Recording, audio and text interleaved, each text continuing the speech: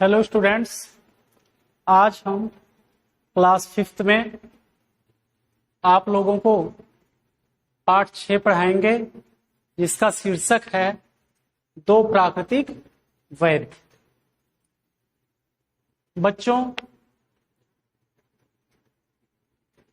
इस पाठ में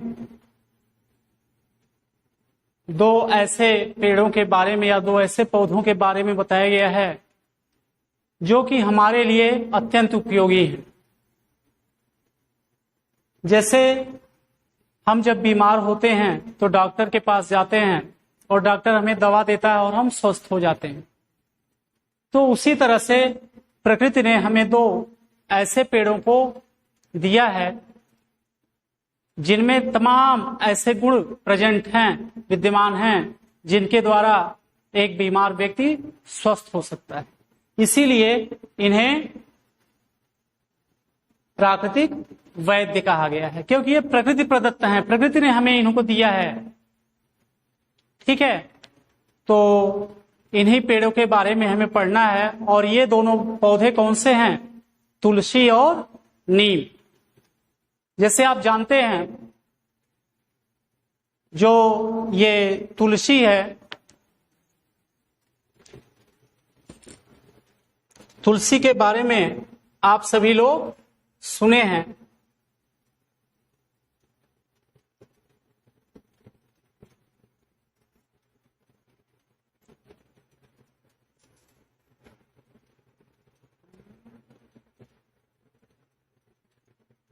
देखिए, ये जो तुलसी का पौधा होता है,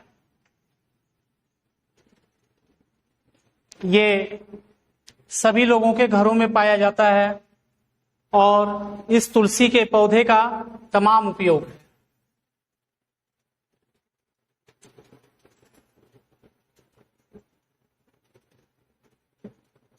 जैसे देखिए, आपको जब सर्दी जुकाम बुखार होता है तो हम लोग ये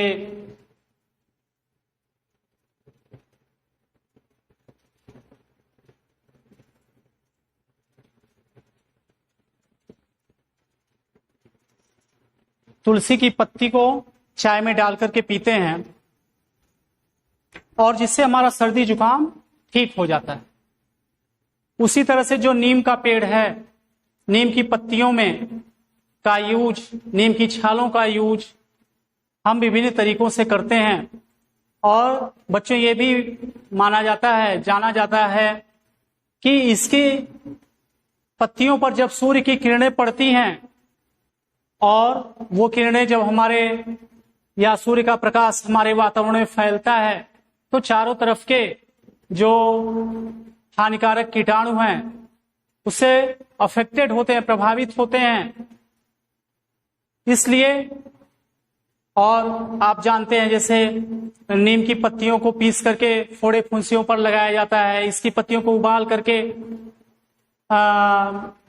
उससे उसके जल से नहाने से तमाम प्रकार के त्वचा रोग जो होते हैं वो नष्ट हो जाते हैं। और आजकल नीम का साबुन भी मार्केट में अवेलेबल है, जिसको लगाने से तमाम जो बीमारियां हैं स्किन संबंधी, त्वचा रोग संबंधी, वो दूर होती हैं। तो बच्चों, ये पेड़ हमारे स्वास्थ्य की दृष्टि से बहुत ही उपयोगी हैं। इसीलिए इन्हें क्या कहा गया है? प्राकृतिक वैद्य। तो इन्हीं के बारे में हमें पढ़ना है। देखिए, हमारी स्वास्थ्य रक्षा करने वाले पेड़ पौधों में तुलसी और नीम बड़े उपयोगी हैं। तुलसी का पौधा लगभग हर घर में पाया जाता है। जब हमें सर्दी जुकाम हो जाता है तो काली मिर्च के साथ 5-7 पत्ते घोट कर पीने से सारा रोग दूर हो जाता है। इसके पत्तों में रोग के कीटाणुओं के विष दूर करने की शक्ति होती है। इसीलिए भगवान के प्रसाद में तुलसी दल डाले जाते हैं। आपको हम पहले बताए, जैसे जब हम बीमार हो जाते हैं, हमें सर्दी जुकाम हो जाता है, तो तुलसी की पत्ती का हम काढ़ा बना करके पीते हैं, या चाय में हम उसको डाल करके पीते हैं, जिससे चाय में डालने पर उबलने के साथ साथ तुलसी की पत्ती का सारा रस आ जाता है चाय में, और जब हम उसे पीते हैं तो हमें इन रोगों से छुटकारा मिलता है। जैसे सर्दी जुकाम से छुटकारा मिलता है, और इसे काली मिर्च के साथ हम प्रयोग करते हैं। देखिए, और जो तुलसी का पत्ता है या नीम का जो पत्ता है, उसमें जो बीमारियों को पैदा करने वाले जो कीटाणु हैं उनको मारने की शक्ति होती है। इसीलिए कहा जाता है भगवान के प्रसाद में तुलसी दल डाले जाते हैं। आप लोग सब लोग जानते होंगे, जैसे जब हमारे यहाँ कथा पूजा इत्यादि होती है तो प्रसाद में तुलसी की पत्ती का प्रयोग किया जाता है। इसके बाद देखिए, घरों में महिलाएं स्नान करने के बाद इसे नियम से जल देती हैं और तुलसी माता को बिरवा कहकर पुकारती हैं। इस गुणकारी पौधे को हरा भरा रखने में वे अपना धर्म समझती हैं और उसकी पूजा करती हैं। आप सभी लोग देखे होंगे कि हम लोगों के घरों में जो महिलाएं हैं वो तुलसी के पौधे को जल देती हैं और तुलसी को माता कहती हैं और इन्हें बिरवा के नाम से भी पुकारती हैं। और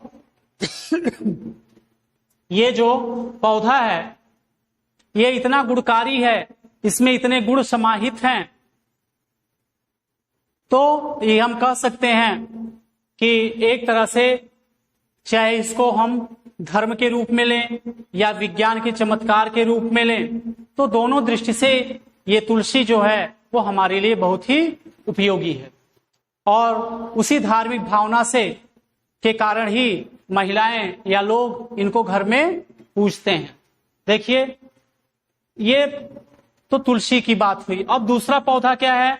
तुलसी की भांति नीम भी बहुत ही लाभदायक पेड़ है। इसका प्रत्येक भाग मनुष्य के बड़े काम का है। नीम की पत्तियों पर जब सूर्य की किरणें पड़ती हैं तो आसपास की वायु शुद्ध हो जाती है। आपको हम पहले ही बताए कि जब सूर्य की किरण नीम की पत्तियों पर पड़ती है तो नीम की पत्तियों पर पड़ने के बाद जब वो वातावरण में फैलती है तो उससे हमारा वातावरण क्या हो जाता है? बिल्कुल शुद्ध हो जाता है। और बच्चों, जो नीम है वो ऐसे भी एंटीबायोटिक का काम करती है। एंटीबायोटिक का काम क्या है कि किसी भी बीमारी में जो हमारे शरीर में उत्पन्न हुए कीटाणु हैं, जीवाणु हैं, उनको वो मारने का काम करती है। तो नीम की पत्ती एंटीबायोटिक के रूप में यूज की जाती है। देखिए, वही कह रहा है, इसका प्रत्येक भाग मनुष्य के बड़े काम का है। प्रत्येक भाग कौन लो आप देख लीजिए, इसकी पत्तियां भी काम की हैं, इसकी छाल भी काम में आती है, इसका फल भी काम में आता है। इसके फल को क्या कहते हैं? निबौरी। देखें आप लोग ना, निबौरी छोटी छोटी होती है और पकने के बाद उसका गूदा अलग हो जाता है ना। तो ये निबौरी से तेल निकाल करके और उस तेल का यूज हम त्वचा रोग में करते हैं, जिससे खुजली इत्यादि रोगों से मुक्ति मिलती है। तो नीम की छाल, पत्ती, उसके फल इत्यादि ये हमारे लिए बहुत ही गुणकारी है। देखिए, इसकी नवीन कोपलें चबाने या घोट कर पीने से खून साफ हो जाता है। आप देखिए, जब नीम के पेड़ में नई नई पत्तियां निकलती है तो वो हल्के हल्के रेड कलर में होती हैं, देखे है ना। तो उनको जब हम खाते हैं या चबाते हैं तो बहुत ही वो मुलायम होती हैं। कड़वी तो होती हैं, लेकिन उस कड़वेपन में इतनी अच्छाई होती है, इतने गुण समाहित हैं कि वो हमारे स्वास्थ्य की दृष्टि से बहुत ही उपयोगी हैं। उनसे हमारा खून साफ हो जाता है, खून में जितने भी हानिकारक पदार्थ हैं वो नष्ट हो जाते हैं, और हमारा खून जब साफ हो जाता है तो फोड़े फुंसी इत्यादि का खतरा नहीं होता है। देखिए, पत्तियों को पानी के साथ उबालकर उस पानी में स्नान करने से चर्म रोग नष्ट हो जाते हैं। जैसे ये फोड़े फुंसी, दांत खाज, खुजली, यही तो चर्म रोग हैं। ठीक है, तो इन सबसे हमें मुक्ति मिलती है। नीम के पानी से घाव धोने पर घाव के विषैले कीटाणु समाप्त हो जाते हैं। पत्तियों को उबालने आदि की परेशानी को कम करने के लिए नीम का साबुन भी बनाया जाने लगा है। आपको ये एक चीज हम बहुत पहले बताए कि जो नीम की पत्ती होती है, नीम की पत्ती में नीम की पत्ती एंटीबायोटिक, वो हानिकारक जीवाणुओं को मारने का काम करती है। इसीलिए इसकी पत्ती को उबाल करके या इसके पानी से जब हम कहीं पर चोट लग जाती है या घाव लग जाती है, फोड़ा फुंसी हो जाता है, उससे हम उस स्थान को धुलते हैं और धुलने से वहां के जो बैक्टीरिया इत्यादि हैं वो नष्ट हो जाते हैं और हमारी चोट ठीक हो जाती है। तो आप जान रहे हैं उबालने इत्यादि में झंझट ज्यादा है, तो उसी झंझट से दूर हो रहने के लिए या बचने के लिए अब नीम का साबुन भी बनाया जाने लगा है।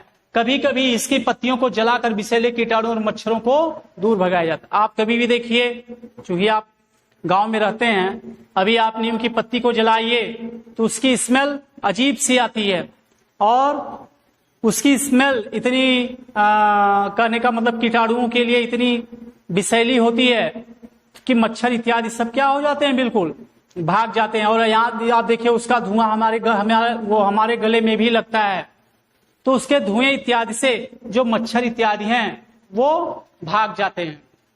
और इसकी पत्तियों को कपड़ों तथा अनाज के साथ रखने से उसमें कीड़े नहीं लगते, है ना। अब ये देखिए इसकी पत्ती इतनी गुणकारी है कि पत्ती सुखा देने के बाद, जैसे आप लोगों के यहाँ घरों में अनाज में जैसे चावल इत्यादि में नीम की पत्ती रखते हैं, तो नीम की पत्ती रखने का रीजन क्या है? इसका रीजन यही है कि नीम की पत्ती रखने से उसमें कीड़े मकोड़े जैसे घुन इत्यादि नहीं पड़ते और हमारा अनाज बिल्कुल सेफ रहता है। देखिए और इसमें क्या गुण है।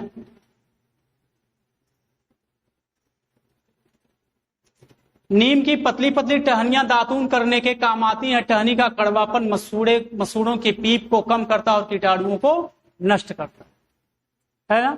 अब देखिए आपकी पत्ती का आपने प्रयोग जान लिया, है ना। अब पत्ती के प्रयोग के बाद उसकी टहनियां माने शाखाएं, डालियां छोटी छोटी जो पतली पतली होती हैं, जिसको आप दातून के रूप में यूज करते हैं ना। हाँ, तो दातून करने पर हमारा दांत तो साफ होता ही है, इसके अलावा दांतों में जो बैक्टीरिया हैं, जर्म्स हैं, उसका जो कड़वापन है वो उनको मारने का काम करता है और हमारे मसूड़े और दांत बिल्कुल स्वस्थ रहते हैं। नीम की छाल को, अब देखिए छाल भी कितने काम की है। छाल को घिसकर फोड़े फुंसियों पर लगाने से वे ठीक हो जाती हैं। नीम के फल को निबौरी कहते हैं। कच्ची निबौरी में दूध होता है या कड़वी होती है, किंतु पकने पर इसका गूदा मीठा होता है। नीम की गुठली बड़े काम की चीज है। इस गुठली से तेल निकाला जाता है। नीम के तेल की मालिश से खुजली तथा अन्य प्रकार के चर्म रोग नष्ट हो जाते हैं। जैसे देखिए जो नीम की छाल है उसको पीस करके जब हम फोड़े फुंसी पर लगाते हैं तो एंटीबायोटिक होने के नाते वो फोड़ा फुंसी जल्दी ठीक हो जाता है। उसके बैक्टीरिया या उसके जो कीटाणु है वो जल्दी नष्ट हो जाते हैं और हमारी चोट ठीक हो जाती है। इसके अलावा जो उसका फल है इसको निबौरी कहते हैं। होती है ना हरे हरे रंग की, देखिए आप छोटी छोटी लगी होती है।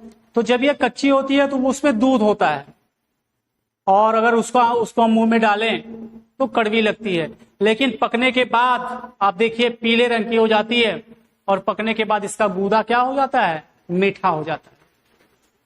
और इसके बीज को अलग करके हम मशीनों में इसकी पेराई करके इसका तेल निकालते हैं और उस तेल का यूज हम विभिन्न तरीकों से करते हैं। जैसे त्वचा रोग इत्यादि में इनका यूज होता है, प्रयोग किया जाता है, इससे त्वचा रोग से मुक्ति मिलती है।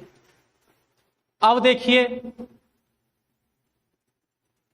अब जब तक नीम है, जिंदा है, सजीव है, तब तक तो वो काम की है ही है। सूख जाने के बाद भी ये बहुत ही हमारे काम की है। सूख जाने के बाद जो इससे लकड़ी मिलती है, देखिए नीम की लकड़ी शीशम, चीड़, देवदार और साल की तरह उतनी अधिक उपयोगी तो नहीं होती, लेकिन इस लकड़ी में घुन नहीं लगता। इसे कच्चे मकानों की कड़ियां, चौखटें, किवाड़ तथा चारपाई के पाए आदि बनाने के काम में लाया जाता है। जैसे जो ये ऊपर ये पेड़ हैं, जैसे शीशम, चीड़, देवदार और साल, सागौन इत्यादि, साखू, ये सब बहुत मजबूत किस्म की लकड़ियां होती हैं, तो कह रहा है नीम की लकड़ी तो उतनी मजबूत नहीं होती, लेकिन फिर भी ये कीटनाशक होती है, और कीटनाशक होने के कारण जो भी चीजें इसके बनाई जाती हैं उसमें घुन इत्यादि, घुन या दीमक, देखते हैं ना आप लकड़ी के सामानों में घुन या दीमक लग जाते हैं, है ना। तो नीम की लकड़ी के साथ ऐसा नहीं होता है, और उस नीम की लकड़ी का प्रयोग हम मकानों की कड़ी कहते हैं, जैसे वो जो बल्लियां इत्यादि होती हैं आपके घरों में, कच्चे घरों में लगी होती हैं ना, तो उनको बनाने में, चौखट, किवाड़ माने वही दरवाजा इत्यादि बनाने में, चारपाई के पाए, चारपाई का जो पाया इत्यादि है उसको बनाने में इसका प्रयोग किया जाता है। और देखिए, नीम की जड़ें जमीन के अंदर से नमी खींचकर मिट्टी की ऊपरी परत को नम रखती हैं, उसे जल और वायु द्वारा कटाव से रोकती है। जैसे आप ये जानते हैं, आपको विज्ञान में भी बताया गया होगा कि जो पेड़ पौधे होते हैं ये मिट्टी के कटाव को रोकते हैं। इसकी जो जड़ें होती हैं वो मिट्टी को मजबूती से जकड़े हुए होती हैं। आप देखिए, कभी भी अगर खाली जमीन है, वहां से पानी बह रहा होता है बारिश के दिनों में, तो वहां की मिट्टी कट जाती है, देखे है ना। और अगर मैदान है और उसमें खाली घास लगी हुई है कि तो कितना भी ढलान एरिया है वहां की मिट्टी कटती नहीं है। तो क्यों ये ऐसा हुआ?